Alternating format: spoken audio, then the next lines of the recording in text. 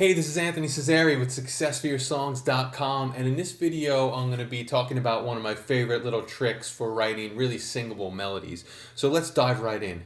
Now, you've probably heard me talk about melodic motifs in the past. Basically, it's a piece of a melody that you use in your song that you will repeat, but you'll usually change it so that you'll have repetition in the song, but it won't be overly boring because you're not just repeating the same thing 4 times.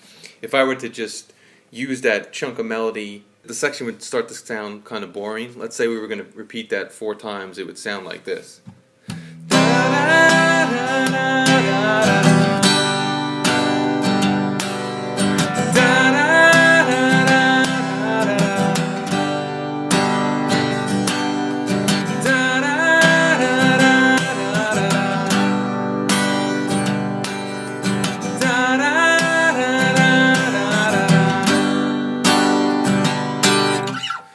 Now, it's not to say that that's never done in songwriting, but I think as a general rule of thumb, you typically want to take a motif and use it once or twice and then change it up a little bit so that you still have that repetition, but you also have a change, which will keep the section from being boring, but will also at the same time keep it memorable, which is definitely something that you want.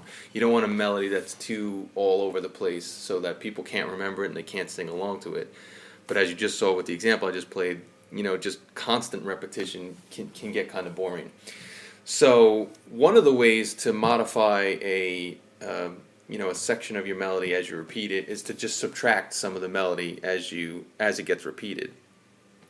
So in this example, what I'll show you here is I will play the original motif as we've been hearing it 2 times, and then I'll chop off the first part of that melody and I'll play that 2 times. So you'll see how we get a little bit more, how the melody becomes a little more interesting when we do that.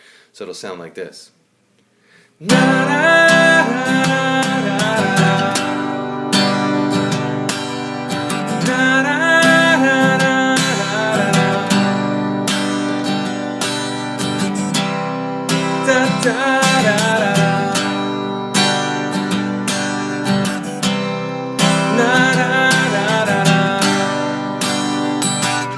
So you can see there, just by chopping off the beginning part of that melody and just keeping the end, we've got a pretty interesting melody idea there.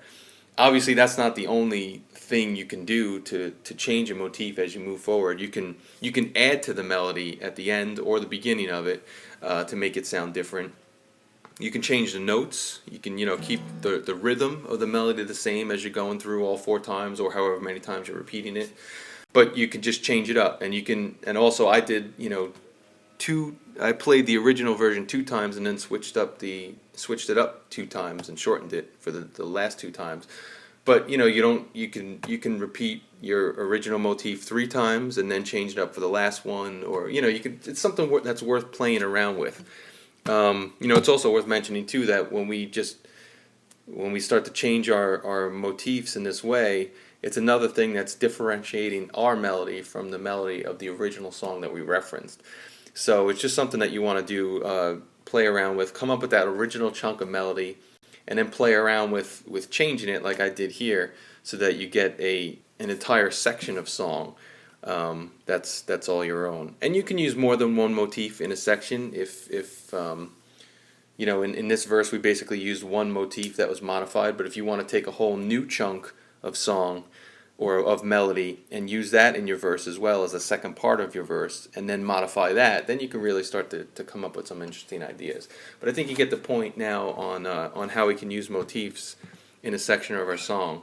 Okay, so hopefully that gives you a new idea for melody writing, and if you're looking for more tips, tricks, and techniques on writing really singable melodies, I've got a couple of free resources for you right below this video. So just click the link there and you'll be able to download them. And thanks for checking out this video. I'll talk to you in the next one. Take care.